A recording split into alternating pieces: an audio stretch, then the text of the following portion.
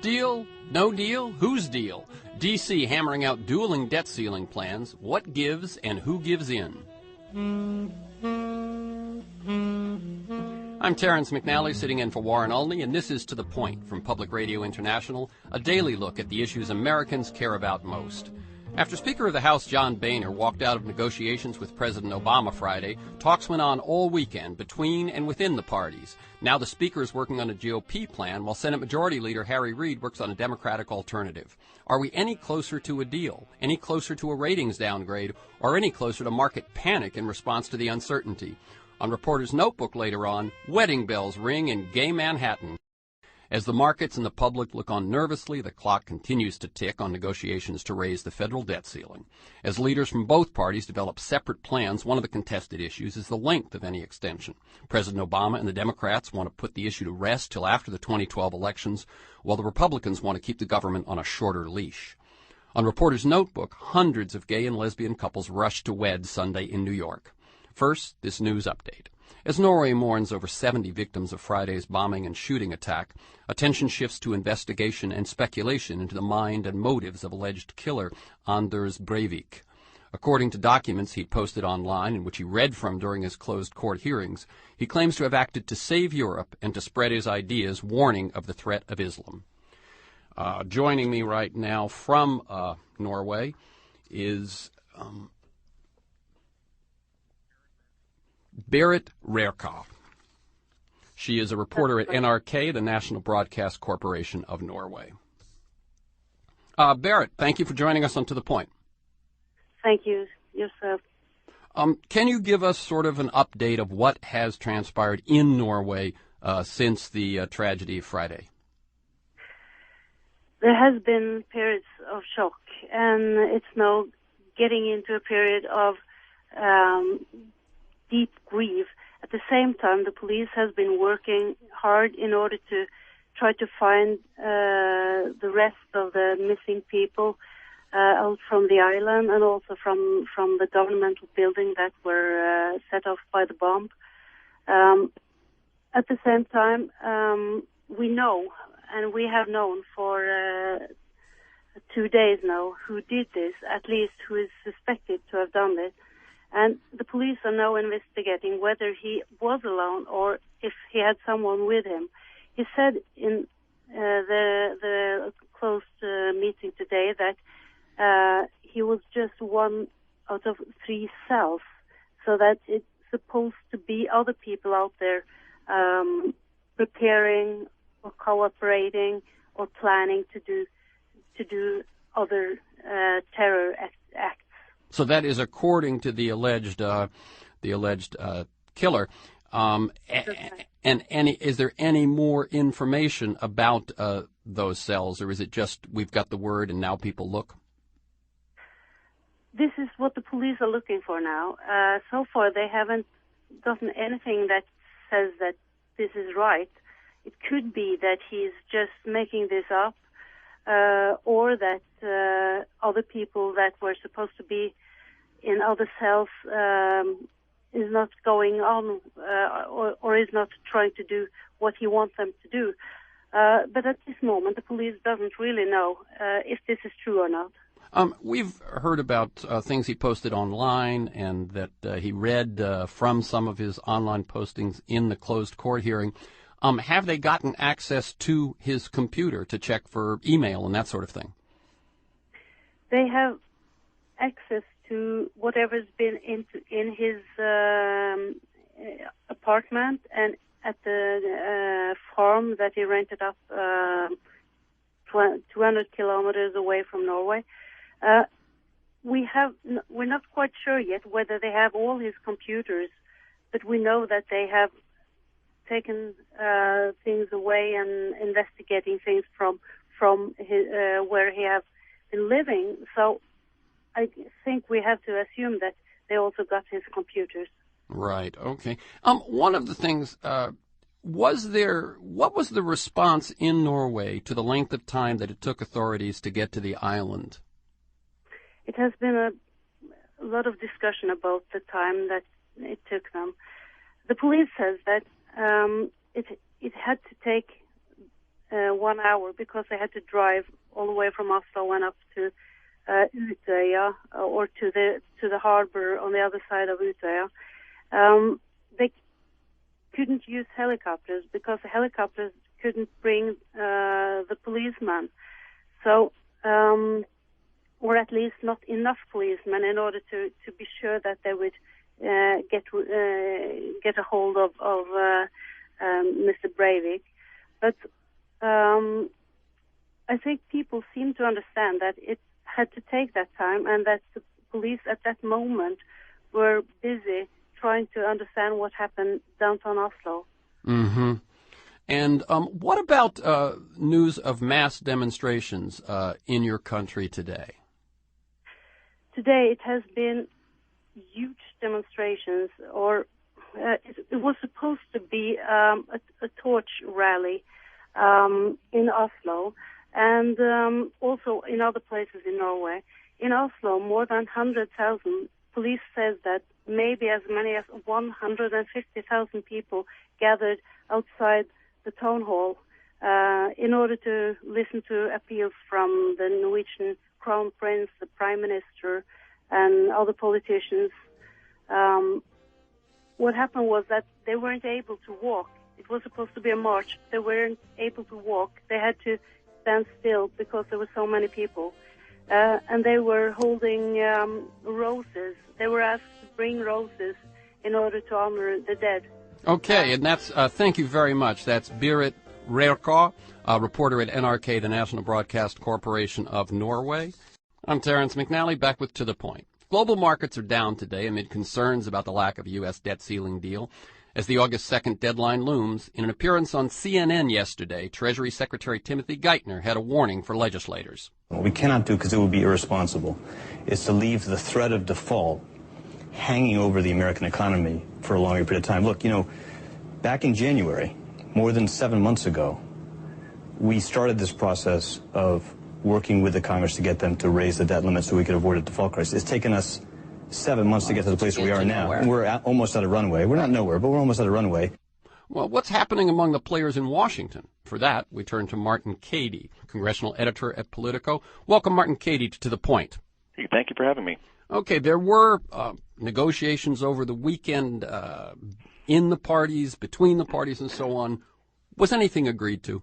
No, that's the short answer. Nothing was really agreed to, but there's still a lot of proposals floating out there, and it seems like we're down to two of them. One of them is Speaker John Boehner is, as we speak, in a 2 o'clock East Coast time meeting in the Capitol, pitching to his Republican colleagues what we call the two-step plan. This is a vote to raise the debt ceiling with $1 trillion of cuts, and then we'll vote again early next year. This is something Obama does not want. The last thing he wants is another vote in an election year on raising the amount of money that the government's allowed to borrow. That's one plan. The other side of the plan is Harry Reid, the Senate Democratic Majority Leader, who has a plan that would cut $2.7 trillion, a lot of which would those savings would come from wars that we will no longer be in the next decade in Afghanistan and Iraq. Okay, and was anything that was said on the Sunday talk shows or in interviews or statements, worth anything compared to the negotiations that are actually going on? No, almost nothing that is said publicly on Sunday talk shows or in press conferences really stands up to what's happening behind the scenes. There's both sides are still kind of sticking close to their base and their opinions without necessarily crossing over and saying, hey, you on the other side, you have a really great idea on that. Let's compromise, and then they go behind the scenes and say, well, I can give you this if you give me this. Still, things have not gone well. They didn't go well over the weekend, and Obama has in the moment been somewhat cut out of the negotiations. Members of Congress trying to get this done and not putting the president at the table, at least as of today. Well, let's see. If one of the big sticking points is the length of time of the extension, is there any chance the Democrats would go for a two-step plan, or vice versa, any chance Republicans will allow it to be put off? I think there's a chance the Democrats will go for the two-step plan. They don't like it, but at the same time, no one on either side wants to push this too far past August 2nd because we just don't know what the consequences are. Republicans have passed their version of the plan. They call it the cut, cap, and balance plan, but it's something embraced by conservatives. It's dead on arrival in the Senate.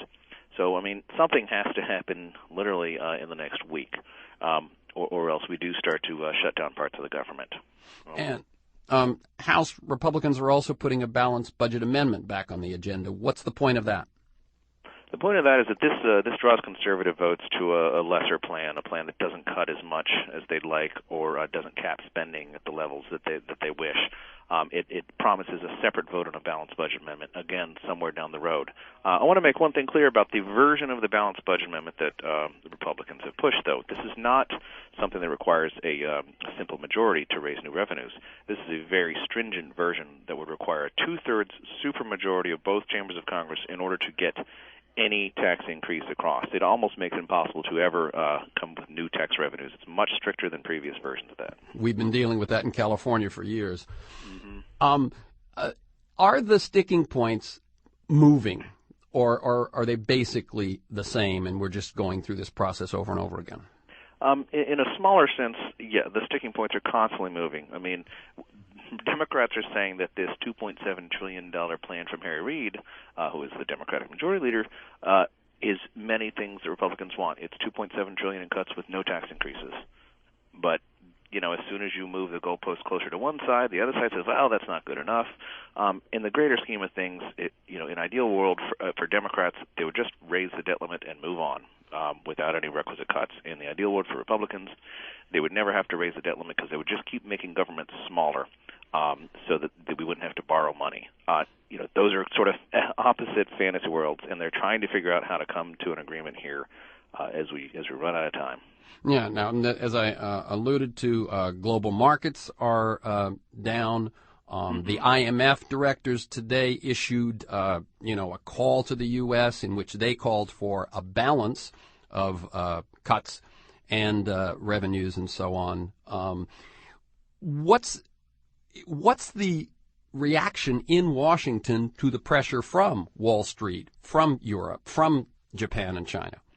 Well, there's basically two camps here. There's the establishment Democrats and Republicans and folks at the White House and the Treasury who say, yeah, this is really serious. We're hearing from Wall Street. We're hearing from the IMF. We're hearing from the ratings agencies like Moody's and Standard & Poor's. We have to do some sort of deficit deal. We have to raise the debt limit. That is what is I would call the establishment camp, folks who have been through this before. But there's a new vein of thinking among some of the Tea Party folks, some of the new freshmen who came to Washington and gave the Republicans this majority. I would put them as in sort of part of the conservative movement, and they're very skeptical that we're actually facing some sort of economic Armageddon. They're saying, hey, we're not going to default. Default means you don't pay your interest on your debt. We'll just end up in a partial government shutdown, and we want to shut down some of these functions of government anyway. So there's a little bit of a camp of skepticism that the threat is that great. Who do you think has the most to lose here politically? Is Obama more worried than Boehner, and are they both more worried than the Tea Party? Whatever happens usually ends up on the president's feet. John Boehner does not have nearly the name recognition as Barack Obama. So if we start to have some sort of serious crisis where there's a serious market crash, world markets lose faith in the American government, massive chunks of the government shut down, whatever the outcome is, if we don't have an agreement soon, people will look to the president for leadership on that. Sure, the Speaker of the House will get a lot of blame, and the president still has the bully pulpit. He can go out there on national television and say, John Boehner is the reason for this. But in general, the state of the economy and the full faith credit of the United States is the responsibility of the president. Okay, thank you very much, Martin Cady. Thank you. Okay, congressional editor at Politico. Let's turn now to Maya McGinnis, president of the Bipartisan Committee for a Responsible Federal Budget and director of fiscal policy at the New America Foundation. Welcome to the Point, Maya McGinnis. Hi, thanks for having me. Okay, I believe you heard my conversation with Martin Cady talking about the sticking points and so on. Is there anything you feel needs clarifying as of this moment, in terms of the deal, the sticking points, or the progress? No, I thought that was a terrific overview. But I guess the way I look at this is we've always known that we have to lift the debt ceiling. And all this talk about not lifting the debt ceiling is definitely dangerous. There's no question that playing around and finding when we go too far and wait too long would be catastrophic for the country. But at the same time, we've also always known we have to get on top of these huge fiscal challenges we have facing the country with our deficits and debt. And while I think talking about playing chicken with the debt ceiling is dangerous, at the same time, you have to acknowledge that it's helped bring to the forefront a real discussion, a bipartisan discussion in this country about what we're going to do to fix the problem. What I find so sort of frustrating and sad and almost heartbreaking is how close it sounds like Congressman Boehner and President Obama were to having a big deal that would actually tackle all the most important parts of the budget and getting on top of this, including entitlement programs, the big entitlement programs that are really driving the growth and spending in this country, and fundamental tax reform, which was, it sounds like, going to be structured in a way that was able to broaden the tax base, lower the tax rates, and grow the economy, and thereby cover the new revenues that we're going to need as part of a budget deal. The other piece of all of this, of course, is that in the Senate, 6 senators, the Gang of 6, came out with another big deal based on the work of the Fiscal Commission that came out last fall. And they did that this week. And so injected into the debate has been this idea that we can really do this. We can put together a huge package that would actually stabilize our debt, leave our debt so it's not growing faster than the economy. But we haven't been able to close the deal. And so now we're left sort of looking at 2 possible models, one coming out of the House, this 2-part debt ceiling increase, and one coming out of the Senate, where Reid and McConnell are talking about how to talk about more savings, some of them, I'm afraid, including some real gimmicks of paying, including the savings from the drawdown in the war that's supposed to happen anyhow. And I find it so disappointing that we came so close to actually being able to deal with this problem, because if we don't fix the budget problem in all of this terrible, not nail-biting negotiation about the debt ceiling increase, we're going to have to come back to the table and do it all over again. And the politics, as we've covered, of all of this is very, very tricky. Yeah, so it's almost a good news, bad news. The good news is, my God, they're actually moving. They're just not moving to the finish line. I mean, that's exactly right. You know, these are the issues our group, of course, has been on these issues for years, and you're used to them being basically kind of a polite nod. Of course, we have to do something fiscally responsible, and then getting ignored. And that's not what's going on. In this country right now, we are having a national discussion about how we're going to close our budget deficit. And that is tremendously important. There's no avoiding that we have to do this. And let me just say as a side note, it also doesn't mean that we should be ignoring the terrible problems we have with economic recovery and jobs right now, that we have 2 big economic challenges, making sure that our economic recovery sticks and making sure that we get ahead of our debt and deficit situations. And really, I think we can find plans that deal with those together in one fell swoop. But so, yes, it's very encouraging that this is the top line issue in the country at the moment. But I think it would be just a huge lost opportunity if we don't manage to put a fix in place. And, of course, there's this final component, which is rating agencies, credit markets.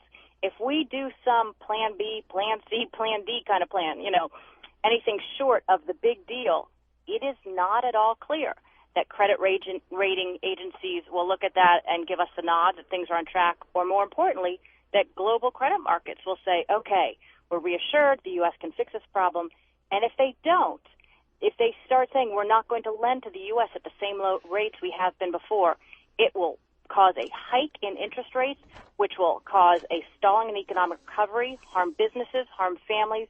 We really want to get ahead of these budget problems where we have this low interest rate environment that makes it easier than it will be if global credit markets start really causing us some pain.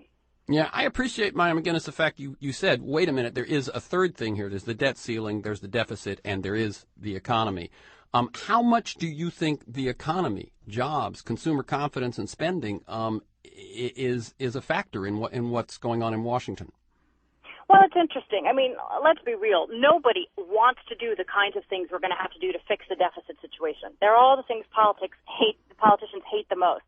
They are reducing government spending, and not just, you know, the programs that people don't like, the redundant, wasteful programs, real programs. We're going to have to talk about Social Security, Medicare, Medicaid, defense, and on taxes. It's not just talking about looking at tax increases for corporate jets or ethanol. It's going to have to be real revenues that affect real people, because we have been spending beyond our means for so long. And so this is a very tough issue. That said, a lot of times when you hear people worrying about the effect it may have on the economy, the sad sort of cynic take on it is it's oftentimes people who just don't want to fix the budget problem. And what I would put out there is twofold, that we will not be able to help get a real recovery in place without the stability of a multi-year budget plan put in place. So what I mean is we need a plan that's basically going to span, say, 10 years, put us on a glide path to bring government spending down, to reform the tax code, and to close our deficits and debt. That stability is going to help the markets, and it's going to help the economy recover. But at the same time, I'm not opposed to looking at some more upfront stimulus, or at least not front-loading any multi-year plan with very aggressive spending cuts. You don't want to backload it because no one believes politicians. That's right. Say, hey, we promise we'll do all those hard things down the road. But if you put in a credible plan with tough enforcement mechanisms and budgetary triggering, so if those savings don't happen, automatic changes will happen to the budget, you can buy yourself some time. You can let the economy continue to recover, help boost it by more stability. And I'm not saying any of this will be easy. It's no magic trick. But balancing the needs of the economic recovery shouldn't be an excuse not to deal with the deficit and debt.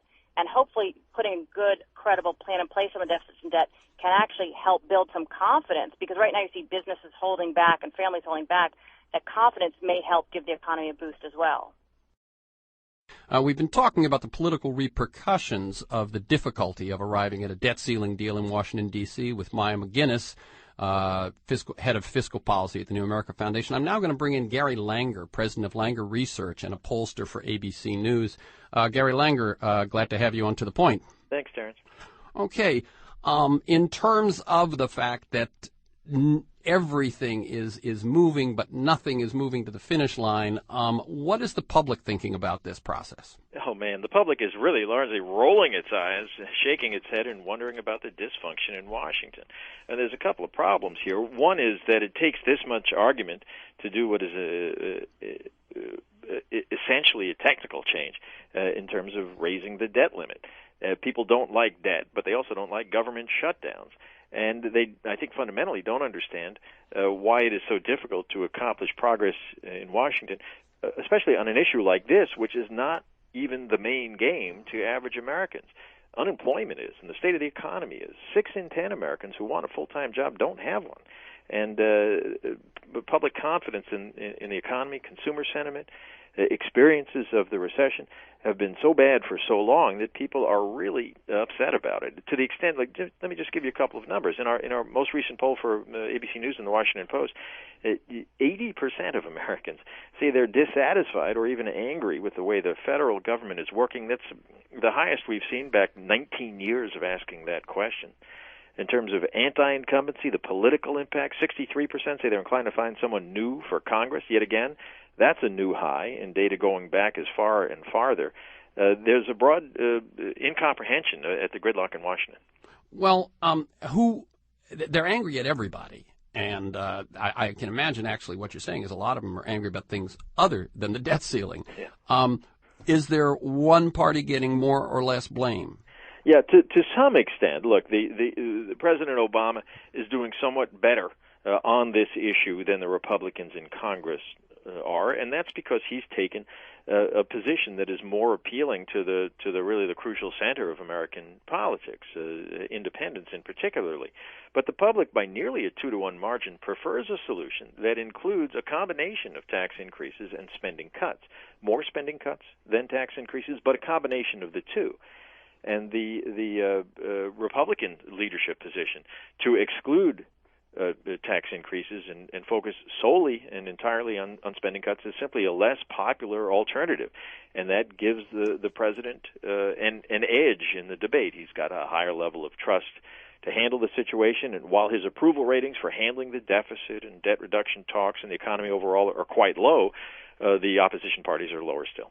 Now, when you break these things down in terms of both parties tend to look to their base, but when you break it down, Republicans, Democrats, Independents, let's talk about Independents. Where did they come out on this balance of tax increases and spending cuts? Yeah, well, again, almost by 2-to-1, more than 6 in 10 Independents prefer a mix of spending cuts and tax increases. And that's really that tip in the center to the president's position on it. But keep in mind, when we talk about spending cuts and tax increases, preferences get down to specifics. There are specific proposals for increasing taxes in some cases that receive majority support not only from independents and, of course, from Democrats, but from Republicans as well. If you ask about raising taxes on individuals with the household incomes over $250,000 a year, a majority of Republicans favor that, and when you add it up, so does 72% of all Americans. There are a variety of proposals to raise taxes that get broad support and indeed bipartisan support. So the specifics do matter. And why then, we're looking at Washington where what the public wants doesn't seem to even be quite on the table. How unusual is that?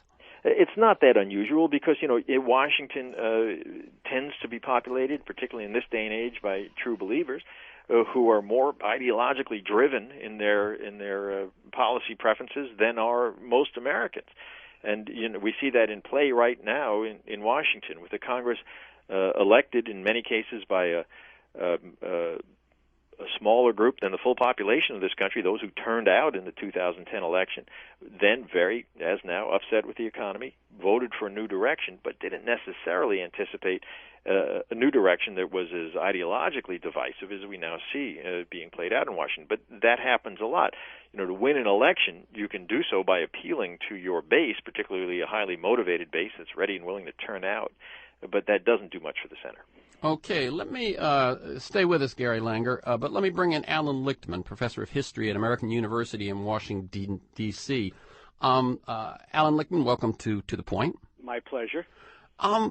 You've heard we were talking about the negotiations. Then we're talking about the politics. Now what I want to ask you is President Obama ran for office and he promised, one of his biggest claims was he would change the way Washington does business.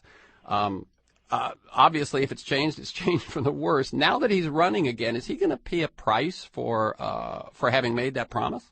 Oh, I don't think so. I think the public is realistic enough to know that it wasn't President Obama's fault that our politics is so polarized.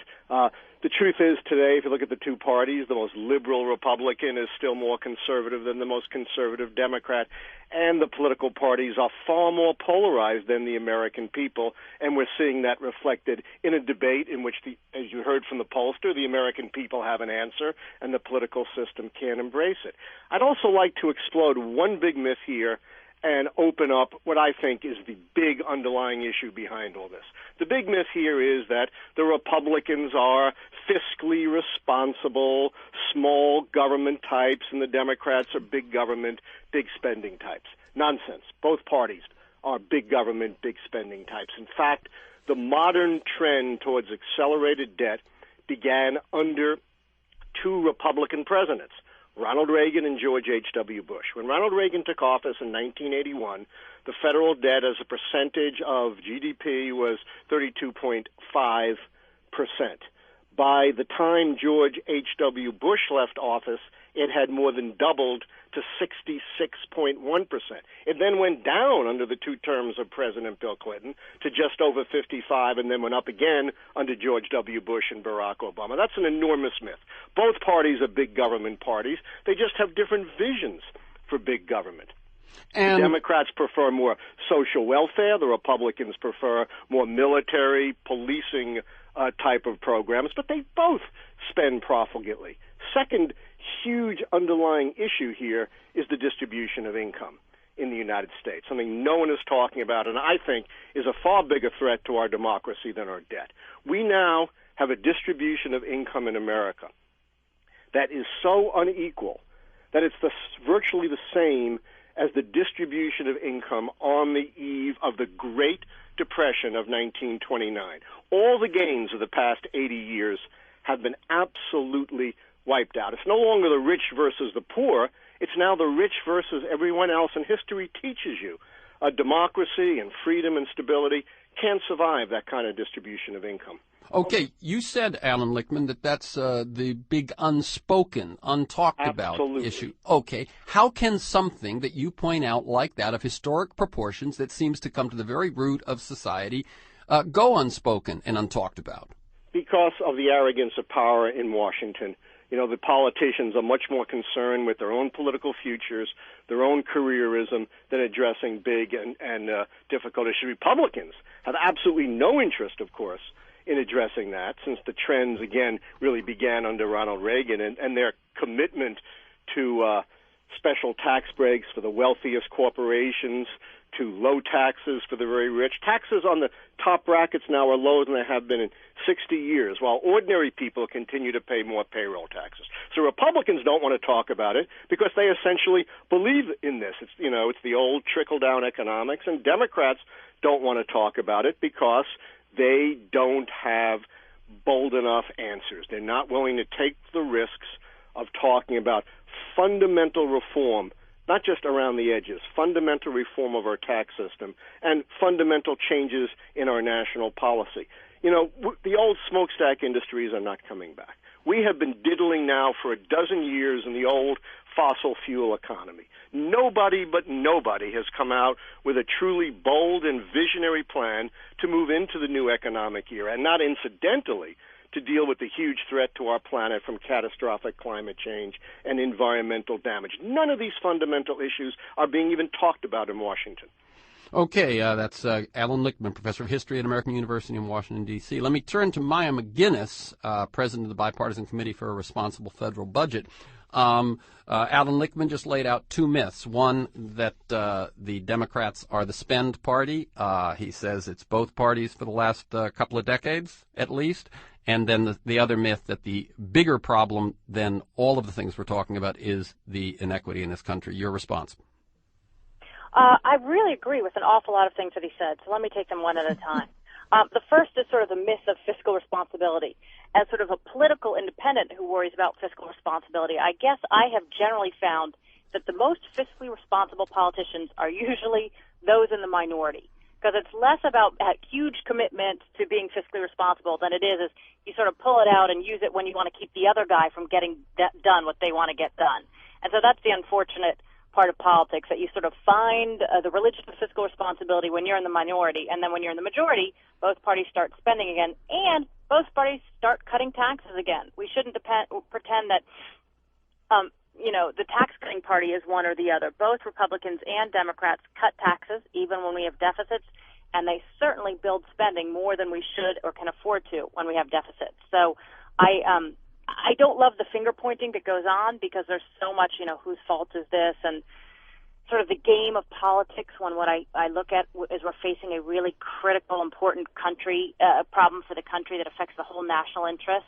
But I do think if you're going to cast blame, it certainly goes all the way around. Okay, and then his second myth, yes.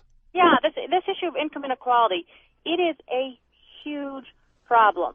It really is. It has grown to proportions that are clearly unsustainable. So much of the growth in the economy has gone to the very top percentage. And the problem is that I think that there are two objectives that often come in conflict with each other, because we're not good at figuring out how to deal with both of them. But one is the problem of income inequality, and the other is the problem of economic growth. Right now, our growth is very low. The more we grow the economy, we'll never be able to grow our way out of the problems that we face on the fiscal front. But the more growth we have, the easier it will be to deal with them. And the problem is, for all the creative policy thinkers out there, we need to find policies that both promote growth and help deal with the problems of income inequality. And those are tougher to come by. Just as an example, something like capital gains and dividends. It is better for the economy to tax capital gains and dividends at much lower rates. Just is. It's also highly regressive to tax them at lower rates. And so you have to find different policies that deal with both the need for growth and fairness. And I think that's one of the big challenges. And unfortunately, because we're so polarized and our politics is so polarized, you have two groups thinking about each of those separately rather than together. And I just think that one of the good things I've actually seen about some of the work in the big budget deals that have been floated out there, none of them are detailed yet, but I'll just take this Gang of Six as an example, or the work of the Fiscal Commission led by Erskine Bowles and Al Simpson, is that they came up with a tax plan that both was very pro-growth by lowering marginal rates significantly, and that kind of reflects that Republican value of growth, but also respected all the needs for progressivity by saying there couldn't be any effects of the tax code that made the new tax reforms any less progressive than what we have right now. And I do think it's important in all policies, and that's going to hold true for entitlement reform and other areas of the budget, that we can think about both the twin goals of growth and fairness, or income inequality, which needs to be dealt with together and try to come up with some nuanced answers. None of this is easy, and if Republicans and Democrats can spend a little bit of time understanding the values of the other party, I think will help us move a lot forward in coming up with big, bold ideas to deal with these very real problems. Thank you, Maya McGinnis, President of the Bipartisan Committee for Responsible Federal Budget. Let me go back to Gary Langer, President of Langer Research, pollster for ABC News. We talked about it briefly, but by focusing attention on deficits, are legislators talking past the voters who care more about jobs, health care, the economy, and so on? Yeah, I don't think there's any question about it. Deficits are unpopular, but they're somewhat of an abstraction. Being out of work is anything but abstract. And, when Barack Obama was elected on a campaign pledge of change, what was really about changing the economic conditions in this country. And it's true that the anger the public feels about economic conditions is not merely a 2 or 3 year old phenomenon, but is the built-up result of a generation of declining real income for a substantial portion of Americans, those who lack a college degree. So there are real structural problems that are coming to their full expression as a result of the economic discontent we have. But almost any discussion that goes on in Washington that doesn't focus on the day-to-day problems that Americans are having is going to increase the level of political alienation already at record highs that we're seeing today. It's important to keep in mind, Terrence, unemployment works in really radiating circles of damage. The individuals who lose their jobs and can't get back into the workforce, and long-term unemployment is at record highs. Then their family and their associates and friends and their communities who feel the impacts of the job loss and the add-on economic effects of the job loss and the anxiety of the job loss, those have been radiating in our society, not for a short term, but for three and a half years now. And the public is looking for relief and getting instead a lot of jawboning out of Washington about deficits and debts. It's misplaced, and it creates the alienation that we're seeing now at its highest level in 20 years. Do you think Obama is going to pay a price for that? Well, it's interesting. I heard Martin Katie suggest that, but I also remember that after the government shutdown in 1995, when Bill Clinton and Newt Gingrich went to loggerheads, really the clear loser in that battle was Speaker Gingrich.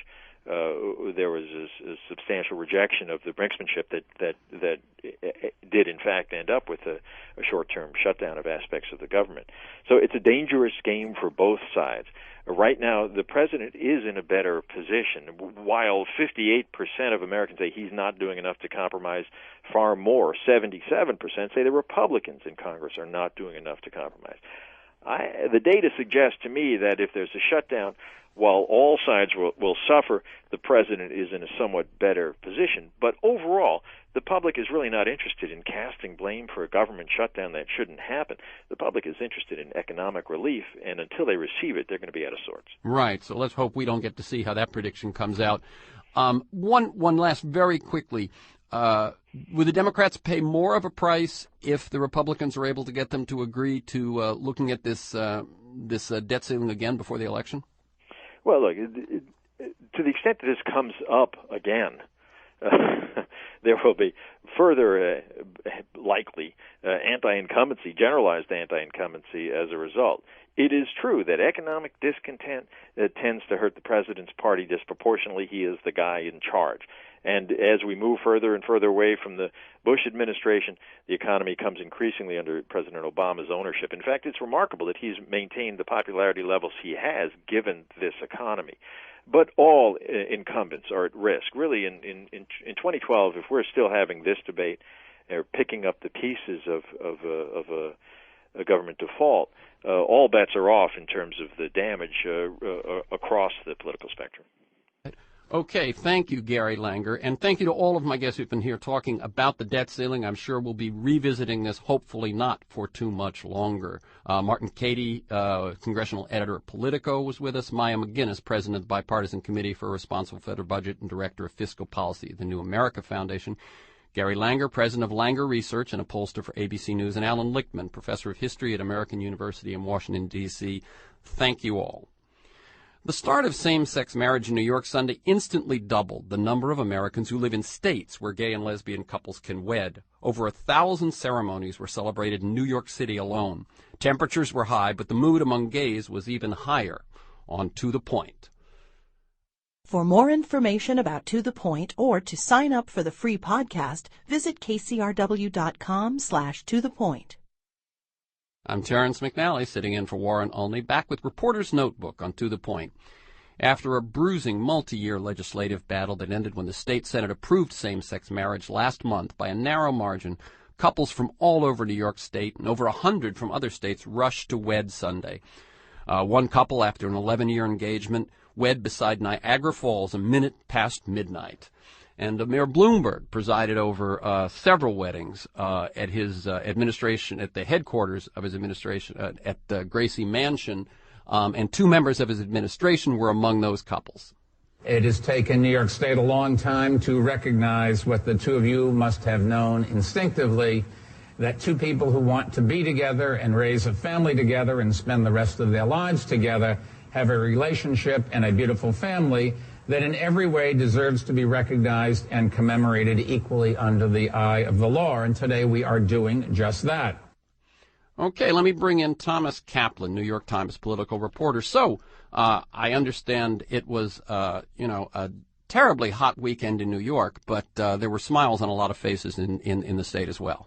That's for sure. It was actually quite the scene yesterday at the main city clerk's office in Manhattan. It's one of these days where it's just completely sweltering, not a day you want to be outside, and yet for blocks around the clerk's office, couples were waiting to file in to get their marriage license, to see a judge, to waive the waiting period, and to marry. And it was a festive occasion, complete celebration, and it went on all day. Mm-hmm. And what were some of the things you heard people say? Well, I think it's just kind of amazing to look at how long people waited for this day. And I think for a lot of people, who brought family, who brought friends, it was almost as if they didn't even quite, know what to do, that day was finally here. The political battle in New York State has gone on for years.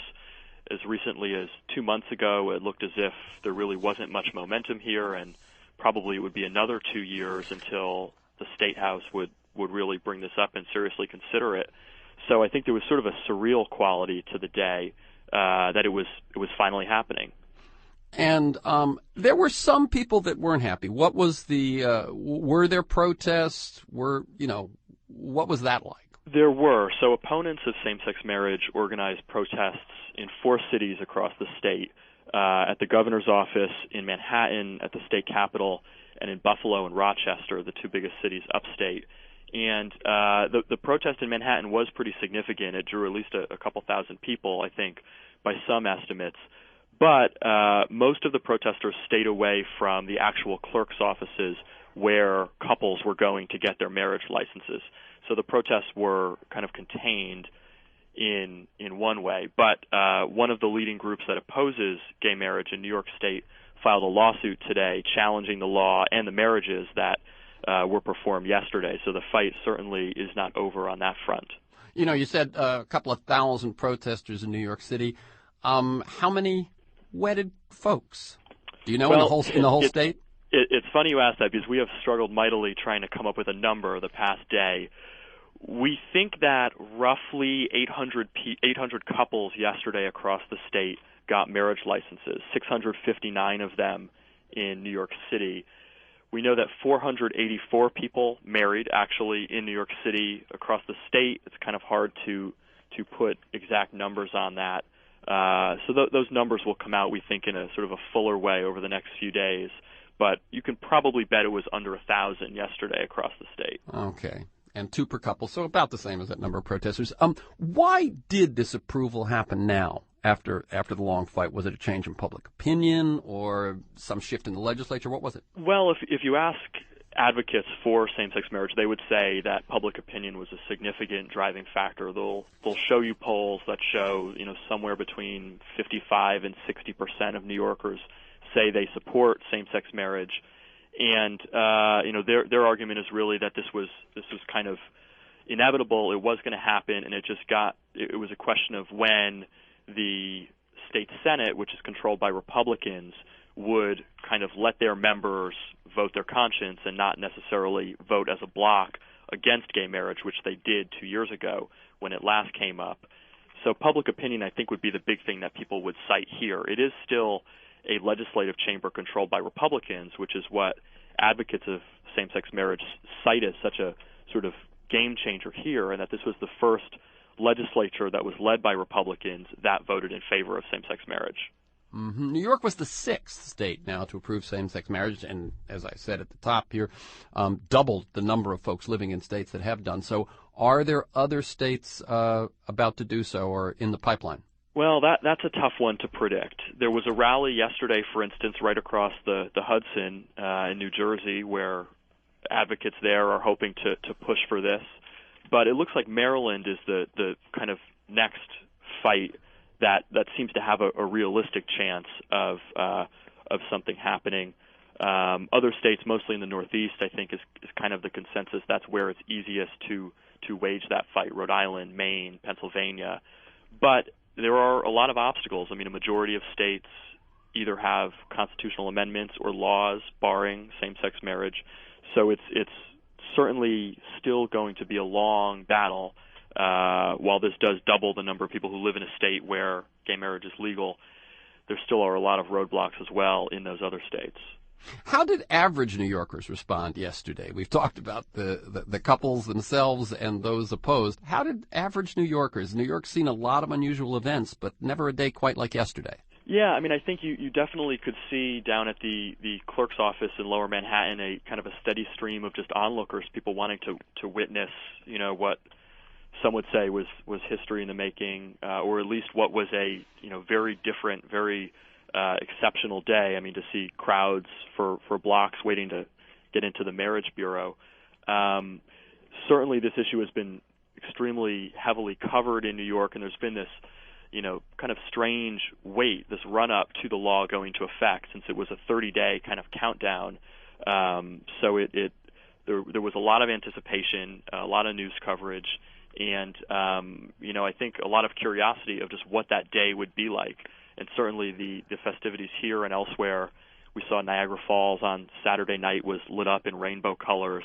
There certainly was a lot of kind of unusual festivities this weekend. So some marketing and some business on the coattails of this? Yeah, it's funny because we get pitched all the stories about this resort that now has marriage packages for gay couples. There was a wedding venue in New York City that posted a deal on a Groupon-like website for an all-inclusive gay wedding.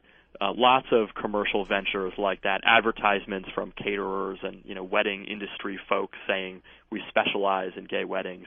It's a whole cottage industry that's now popped up. Okay, thank you, Thomas Kaplan. Thomas Kaplan, New York Times political reporter, talking about the scene yesterday where gay couples finally got the chance to marry in the state of New York. Thank you for talking to us. And today's program was produced by Sonia Geis with Julia Fluch and Daryl Sotzman. The technical director is Mike Newport, the managing producer Karen Radziner. You can email us or share your thoughts on our comment page at kcrw.com/tothepoint, or join the conversation on To The Point's Facebook page. I'm Terrence McNally, sitting in for Warren Olney.